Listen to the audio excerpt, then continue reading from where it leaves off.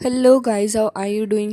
जैसा कि हमने लास्ट एपिसोड के अंदर देखा था कि ये बुफेन ने शुआंग के ग्रैंडपा को ठीक कर दिया था और वो बहुत ही ज़्यादा खुश थे। साथ ही वहाँ पर उनके फ्रेंड ने अब ये भी कह दिया था कि प्लीज़ आप मेरे मास्टर बन जाइए, लेकिन ये बुफेन को वो चीज़ काफ़ी ज़्यादा ऑकवर्ड लग रही थी। जिसके साथ ही अब इस एपिसोड की स्टार्ट होती है और हमें देखने के लिए मिलता है कि शुआंग के जो ग्रैंडपा थे वो एकदम ही फिट एंड फाइन खड़े हुए थे और कह रहे होते हैं कि शुआंग, ये बात तुम हमेशा ही याद रखना कि यहाँ पर इन्होंने तुम्हारे ग्रैंडपा की जान बचाई है और साथ ही इन्होंने मेरा ट्रीटमेंट किया है बहुत ही अच्छे तरीके से। इसके अलावा वो यहाँ पर ये भी कह रहे होते हैं कि तुम्हें पता है ना तुम्हें क्या करना है। तो वो कहने लग जाती है कि ग्रैंडपा आखिर आप किस तरीके की बातें कर रहे हैं, लेकिन ग्रैंडपा ने तो उसे कुछ करने के लिए कह दिया था। तभी वो कहती है कि वैसे ग्रैंडपा, मैं आप ज़रा किस बारे में बात कर रहे हैं, मुझे सही से बताइए। मुझे पता है कि ये बुफेन कुछ ज़्यादा ही यंग है, जिसके चलते मैंने इनकी कुछ इंसल्ट कर दी थी और मुझे पता है कि वो चीज़ गलत थी, लेकिन अब क्या ही कर सकते हैं। जिसके साथ ही हमें देखने के लिए मिलता है कि मिस्टर काव और ये बुफेन दोनों ही अभी एक कोने में खड़े हुए बातें कर रहे होते हैं और साथ ही वो ये कहने लगे थे कि प्लीज़ आप मेरे मास्टर बन जाओ और प्लीज़ मुझे और भी ज़्यादा चीज़ों के बारे में बताओ। लेकिन तभी यहाँ पर अपना ये बुफेन कह रहा होता है कि ऐसा कुछ भी नहीं है, मैं आपको सब कुछ सिखाऊंगा और अब से मैं आपका टीचर बनने के लिए तैयार हूँ। तभी वो ये कहने लग जाते हैं कि हाँ, और जब मुझे नए नीडल टेक्निक सीख जाऊंगा तब तो मेरे लिए और भी ज़्यादा अच्छा रहेगा। और साथ ही वो ये भी कहने लग जाते हैं कि अब मैं जाओ जल्दी से शुआंग, मेरे लिए तुम टेबल के ऊपर एसेंस बर्नर रखो, साथ ही कुछ सेटअप लगाओ, क्योंकि आज हम इस मास्टर की प्रोसेस को पूरे तरीके से आज ही कंप्लीट करेंगे। जिसके साथ ही अब यहाँ पर उसके ग्रैंडपा भी उसे टोकते हैं और कह रहे थे कि जाओ जाके वो काम करो जो दोनों अंकल कह रहे हैं। शुआंग वहाँ से तुरंत ही जाने लग जाती है और फिर 1 मिनट के लिए रुक के वापस कहने लगी थी कि 1 मिनट, क्या कहा आपने? दोनों अंकल? ये मेरे अंकल कब से हो गए? तभी वो कहने लग जाते हैं कि क्या तुमने अभी नहीं देखा कि मिस्टर काउ ने यहाँ पर मिस्टर ये बुफेन को अपना ब्रदर मान लिया है? तो इस हिसाब से तो यहाँ पर अब से हम तीनों ही एक दूसरे के पीर्स हुए और इसके साथ ही अब से तुम डॉक्टर ये को डॉक्टर ये नहीं बल्कि अंकल ये बुलाओगी। ये सुनने के बाद यहाँ पर ये बुफेन खुश हो रहा था, लेकिन शुआंग तो बहुत काफ़ी ज़्यादा गुस्से में नज़र आ रही होती है। वो तुरंत ही वहाँ से चली गई थी कुछ सेटअप के लिए। दूसरी साइड हमें एक सीन दिखाया जाता है जहाँ पर हमें देखने के लिए मिलता है कि एक शॉप के अंदर कुछ लोग बैठे हुए बातें कर रहे थे और कह रहे होते हैं कि मैंने आपके लिए वो काम कर दिया है जो कि आपने हे चैंग किंग के लिए करने के लिए कहा था। और वो कुछ यहाँ पर टीवी परोस रहा होता है और कहने लग जाता है, तो क्या अब तुम मुझे कुछ पैसे दे सकते हो इस महीने के लिए? तो हमें देखने के लिए मिलता है कि एक और बंदा जो कि उस ड्रिंक को पीने लग जाता है, तो उससे कह रहा था कि ऑलरेडी तुमने इस मंथ काफ़ी ज़्यादा कमाई कर ली है और ये फैमिली की हिम्मत भी कैसे हुई मुझे पैसे बनाने से रोकने के लिए, और उनके लिए तो मैं बिल्कुल भी ऐसा नहीं करूँगा, साथ ही मैं उन्हें छोड़ूंगा भी नहीं। और वो ये भी कह रहा होता है कि जब तक तुम मेरी मदद करते जाओगे तुम्हें भी बेनिफिट होंगे। तो वो बंदा कह रहा होता है कि बिल्कुल, जो मेडिसिन मैंने तुम्हारे लिए बनाई है वो काफ़ी ज़्यादा सेल कर रही है। और अब यहाँ पर डरने की बात ही क्या है, क्योंकि यहाँ पर पेशेंट्स जो है वो भी इस तरीके से काम कर रहे। जिसके साथ ही हमें देखने के लिए मिलता है कि वो ओल्ड मैन काफ़ी ज़्यादा ईविल नज़र आ रहा था। उसकी बातों से ही पता चल रहा होता है कि वो बिल्कुल भी बंदा सेफ नहीं है और साथ ही वो कुछ ना कुछ ईविल प्लानिंग तो कर ही रहा था। जिसके साथ ही अब वो उस शॉप वाले बंदे से ये कहने लग जाता है कि खैर छोड़ो इन सारी बातों को, जो मैंने तुमसे कहा था करने के लिए वो तुम कब करोगे, जिसके साथ ही तुम्हें काफ़ी सारा इनाम भी मिलेगा। तभी वो बंदा कहने लग जाता है कि हाँ बिल्कुल, और कहने लग जाता है कि ये तो आपके ऊपर है जब आप करें। तभी वो बंदा कह रहा होता है कि ठीक है, सब कुछ जल्दी करो, इससे पहले कि वो यहाँ से निकल जाए तो तुम्हें ये काम करना होगा। तभी वो शॉप वाला बंदा ही कहने लग जाता है कि हाँ, उनके यहाँ से निकलने से पहले मैं कुछ ऐसा कर दूंगा कि वो यहाँ से निकल ही ना पाए। तो वो सेकंड वाला बंदा भी यही कह रहा होता है कि हाँ, इस बात के लिए तुम मेक श्योर करना कि ना तो कोई हमें रोके और ना ही वो यहाँ से वापस कभी आ पाए। उन लोगों ने कुछ ईविल प्लान्स बना रखे थे। दूसरी साइड का सीन हमें दिखाया जाता है जहाँ पर अब अपने जो मिस्टर काव होता है वो टेबल की सेटिंग करवाने के बाद फाइनली अपने गुरु से आज्ञा लेके अब ये वूफेन को अपना मास्टर बना लेता है और कह रहा था कि सीनियर प्लीज़ मेरा भाव एक्सेप्ट करें। लेकिन तभी ये वूफेन उसको रोक लेता है और ऐसा करने से मना करता है। जिसके साथ ही हमें देखने के लिए मिलता है कि अब यहाँ पर मिस्टर हेबी आ गए थे और कह रहे थे कि अब से तुम हमारे सीनियर हुए और साथ ही हम सारे के सारे अब फ्रेंड्स भी हैं। तो कहने लग जाता है कि मिस्टर काव अभी यहाँ पर कुछ और क्रिटिकल पेशेंट को लेके आओ, जो मैं देखना चाहता हूँ कि आखिर नए नीडल की टेक्निक का इस्तेमाल किस तरीके से किया है ये बुफेन ने। लेकिन ये बुफेन इससे साफ मना कर देता है और कह रहा था कि आज इनका पहला दिन है और आप चाह रहे हैं कि पहले दिन ही मैं इन्हें सब कुछ सिखा दूं।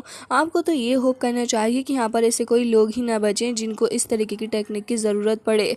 जिसके साथ ही यहाँ पर मिस्टर ए उससे काफ़ी ज़्यादा खुश हो गए थे और कह रहे थे कि वैसे शुआंग, तुम देख रही हो ना कि यहाँ पर कितने ज़्यादा अच्छे हैं ये बूफैन, और साथ ही तुम्हें इस अंकल बुला लेना चाहिए। लेकिन तभी शुआंग यहाँ पर आके खड़ी हो गई थी और गुस्से से कह रही होती है कि ग्रैंडपा, क्या आप देख नहीं पा रहे कि ये जो मिस्टर ये है ये मेरी ही बराबर यंग होगा, तो भला कैसे आप ऐसा कर सकते हैं। लेकिन तभी वो कहने लग जाते हैं कि देखो मेरी बात सुन लो, तुम्हें इसे अंकल बुलाना ही होगा।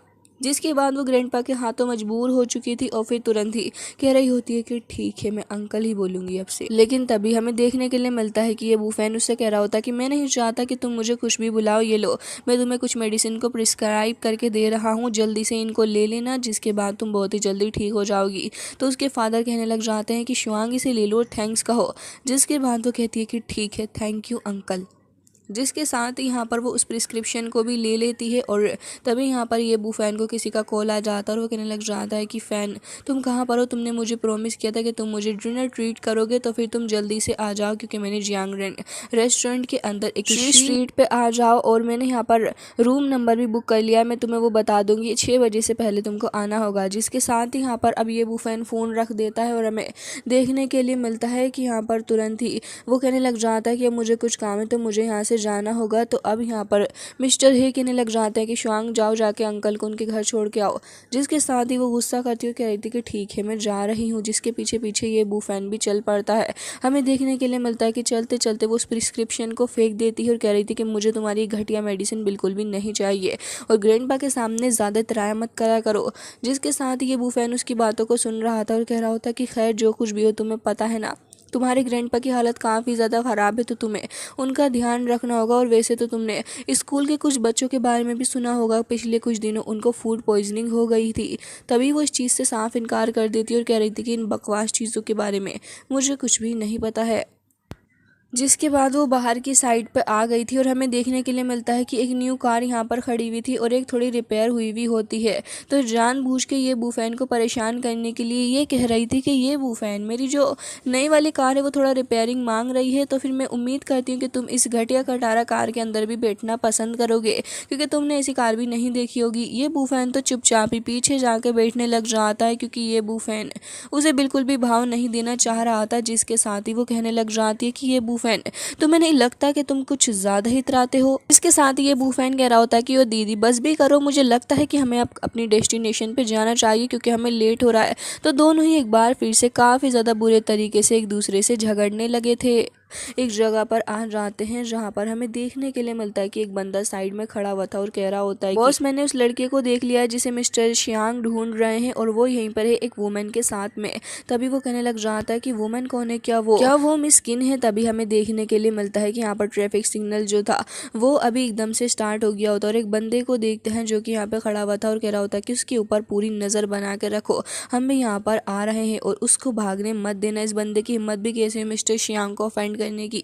जिसके साथ ही हम देखते हैं कि ये बूफैन कुछ सामान लेके आ रहा होता है और साथ ही यहाँ पर तभी वो अपनी कार के अंदर बैठी हुई ये बूफैन का इंतजार कर रही होती है। लेकिन सडनली यहाँ पर हमें देखने के लिए मिलता है कि कुछ कार्स वहाँ से चारों ही तरफ से आ जाती हैं जो कि उसको घेर लेती हैं। तभी एक बंदे को देखते हैं जो कि एक रोड काफ़ी ज़्यादा तेज़ी के साथ में फेंक के मारता है और उस रोड की वजह से यहाँ पे काफ़ी तबाही मचा दी थी उसकी कार के अंदर, जिससे कि शुआंग को तो अब बहुत ही ज़्यादा गुस्सा आ रहा था और उसका खून खोलना शुरू हो जाता है। तभी कार के अंदर से एक मोटू मास्टर एंट्री मारता है और वो एक लेडी को डरा भी देता है। लेडी तो वहाँ पे डर के पीछे को हो गई थी, लेकिन पागल सी औरत वहाँ से भागी नहीं। जिसके बाद हम देखते हैं कि साइड से 2 बंदे और आ गए थे जो कि लगातार कार को हिट करे जा रहे थे। ये बूफैन भी वहीं साइड में खड़ा हुआ होता है और हमें देखने के लिए मिलता है कि यहाँ पर ये बंदे लगातार कार की विंडो को तोड़ रहे थे। तो 2 और लोगों को देखते हैं जो कि इस चीज़ को देख के काफ़ी ज़्यादा प्रभावित नज़र आ रहे थे। और तभी एक लड़का कह रहा होता है कि ऐसा लग रहा है कि शायद यहाँ पे किसी मूवी की शूटिंग चल रही है, तो फिर मुझे भी इसके अंदर पार्ट लेना है। और काफ़ी तेज़ी के साथ वो आगे बढ़ रहा होता है और कह रहा था कि मुझे भी इसमें पार्ट लेना होगा। लेकिन लेकिन तभी उसका साथी उसे रोक लेता है और कह रहा था कि क्या तुम पागल हो चुके हो या फिर तुम्हें नज़र नहीं आ रहा है कि यहाँ पर क्या चल रहा है। ज़रा आंखों का यूज़ करके देख लो, वो लोग यहाँ पर आए हैं उस लड़की को मारने के लिए और अच्छा ही होगा कि हम यहाँ से भाग लें। जिसके साथ वो दोनों ही काफ़ी ज़्यादा घबरा जाते हैं और फिर तुरंत ही वहाँ से भाग गए थे। तभी हमें देखने के लिए मिलता है कि शुआंग को अब इन लोगों के ऊपर बहुत ही ज़्यादा गुस्सा आने लग गया था कि आखिर किस तरीके से इन लोगों की इतनी ज़्यादा हिम्मत हो गई है कि सब कुछ कर रहे हैं। जैसे ही वो कार से निकल के बाहर आती है तो ये बुफेन उससे कहने लगा था कि मुझे नहीं पता था कि तुम इतने ज़्यादा पॉपुलर हो कि लोग ऐसे भी आ रहे हैं। लेकिन तभी यहाँ पर वो कह रही होती कि शट अप, मैंने तुमसे कहा ना यहीं साइड में जाके खड़े हो जाओ। और तुरंत ही यहाँ पर उन लोगों से भी भिड़ने लग जाती और कह रही थी कि तुम लोगों की हिम्मत भी कैसे हुई मेरे ऊपर अटैक करने की। वो बंदे आगे आ रहे होते हैं शुआंग के ऊपर अटैक करने के लिए। तभी शुआंग को देखते हैं जो कि एक साथ तीन तीन बंदों को बहुत ही बुरे तरीके से पीटने लग जाती है। और साथ ही हमें देखने के लिए मिलता है कि वो काफ़ी ज़्यादा गुस्सा हो गए थे और कह रहे होते हैं कि यंग लेडी, तुम्हारी हिम्मत भी कैसे हुई ये सब कुछ करने की। लेकिन शुआंग तो उसके भी बेली के अंदर काफ़ी ज़्यादा ज़ोर से हिट करती है। जिसके बाद एक और बंदा आ गया था तो तभी कुछ रोड टाइप चीज़ ले लेती है। जिसके बाद वो एक के बाद एक इन सभी को पीटे जा रही होती है। हालांकि यहाँ पर ये बूफैन भी बैठा हुआ था लेकिन वो तो एकदम ही चकाचक होता है। तभी यहाँ पर एक बंदा और आया था जो कि अटैक करने वाला था, लेकिन हमें देखने के लिए मिलता है कि शुआंग उसको भी नहीं छोड़ती है, बल्कि यहाँ पर शुआंग काफ़ी बुरे तरीके से उसे भी पीटने लगी थी। जिसके बाद यहाँ पर एक बंदा और था जो कि अब पीछे से आके उसको मारने के बारे में सोच रहा होता है और काफ़ी तेज़ी के साथ उसे आके हिट करने वाला था। लेकिन इतनी ही देर में शुआंग को देखता है जो कि उसकी चेस्ट के ऊपर अटैक करती है और वो बंदा भी वहीं पे घायल हो गया था। और इसी के साथ ये एपिसोड हो जाता है एंड।